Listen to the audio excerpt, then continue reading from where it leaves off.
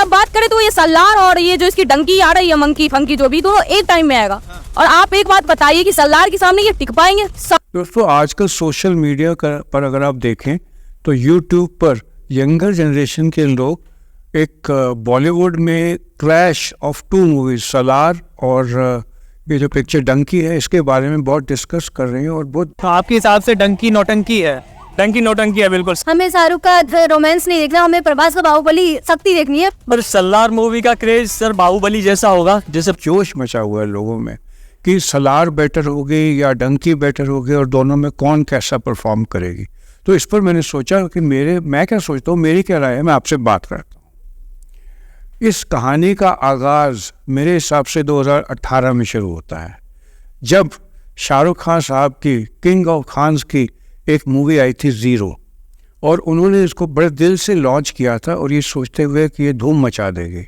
और उसी समय तेलुगु की पिक्चर KGF चैप्टर 1 डब होके हिंदी में लॉन्च हुई थी। और ये देखा गया कि पहले दिन जो कलेक्शन हुआ बॉक्स ऑफिस पर, वो तो शाहरुख खान की मूवी ज़ीरो का उससे 10 टाइम ज़्यादा होगा अप्रॉक्सीमेटली। बट धीरे धीरे धीरे एक हफ्ते के अंदर कलेक्शन ज़ीरो का घटता गया और इस पिक्चर का KGF का बढ़ता गया। और बाद में एक डब्ड मूवी तेलुगु की दिल्ली में और नॉर्थ इंडिया में इतनी सक्सेसफुल हुई कि ज़ीरो को खा गई। और ये बात इतना किस्सा बना कि शाहरुख खान साहब शायद डिप्रेशन में चले गए और वो आगे 4-5 साल के लिए ब्रेक लेकर फिर किसी मूवी में नहीं आए नॉर्थ इंडिया में। ये बात बड़ी इम्पोर्टेंट है। और फिर क्या हुआ, अभी जैसे फिर क्लैश ऑफ द टाइटन्स हो रहा है। 21 दिसंबर को रिलीज़ हो रही है शाहरुख खान की ये जो पिक्चर है नाम डंकी।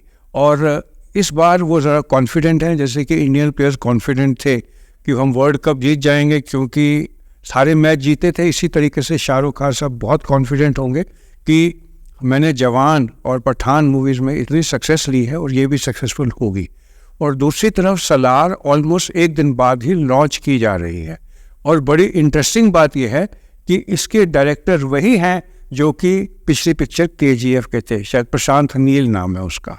तो इस समय बात जो डिस्कशन चल रही है कि इन दोनों मूवीज़ में कौन सी ब्लॉकबस्टर होगी, क्या दोनों मूवीज़ एक साथ रिलीज़ करना ठीक था या अभी आने देते डंकी को और ये जो दूसरी मूवी सलार है उसको बाद में रिलीज़ किया जाता, या दोनों को इकट्ठे रिलीज़ करने का दोनों को फ़ायदा होगा, या शाहरुख खान साहब की मूवी 5 साल पहले की तरह फिर डूब जाएगी।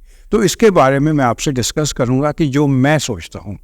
सबसे पहली बात तो ये है कि हम बात करते हैं ओवरसीज़ डिस्ट्रीब्यूशन की और अर्निंग की। जो वर्ग है इंडियन मूवीज़ का बाहर देखने वाला, वो ज़्यादातर अमेरिका में है, लंदन में है, इंग्लैंड में है। और अब चाइना में भी कुछ रिपोर्ट्स के साथ 2021-22 तक जो थोड़ा सा पॉलिटिकल डिस्टर्बेंस थी वो ख़त्म हो गई है और रिलीज़ ऑफ मूवीज़ होगी। और शायद चाइना में भी ये मूवी डंकी रिलीज़ हो। अब एक बात तो पक्की है कि शाहरुख के खान के फ़ैन बाहर भी बहुत है, अब्रॉड में बहुत है, वेस्ट में बहुत है। तो इसकी एडवांस बुकिंग बहुत होगी और ओवरसीज़ में ये पिक्चर बहुत पसंद की जाएगी। और चाइना में कल्चर काफ़ी हद तक एंशिएंट कल्चर इंडिया जैसा है और चाइना की भी प्रॉब्लम्स इंडिया जैसी रही हैं। वहाँ पर भी लोग बहुत ज़्यादा जो है इलीगल इमिग्रेशन लेकर जाने की कोशिश करते रहते हैं अमेरिका। तो चूँकि ये सेम इशू को इन्वॉल्व करेगी, इसलिए चांसेस हैं कि अगर ये चाइना में रिलीज़ होती है तो वहाँ से भी इसकी कलेक्शन काफ़ी अच्छी हो जाए। एक बात और है, अगर आदि पुरुष रिलीज़ ना हुई होती आदि पुरुष, तो शायद प्रभास की इमेज और बेटर होती, क्योंकि प्रभास ने इसमें काम किया। और आदि पुरुष में चाहे हम हिंदू लोग रावण को उतनी पसंद नहीं करते और उसको इसलिए हम गाली देते कि वो राम के अगेंस्ट थे, लेकिन रावण शिव के सबसे बड़े भक्त थे और उसको इंसल्ट या उनके साथ बुरा अगर व्यवहार कर सकते तो राम जी कर सकते हैं। लेकिन आदि पुरुष में इस तरीके से दिखाया गया कि रावण जो है उसका उपहास एक साधारण नागरिक भी उड़ा सकता है। रावण को कैरी करने वाले को गोश्त खिलाया गया।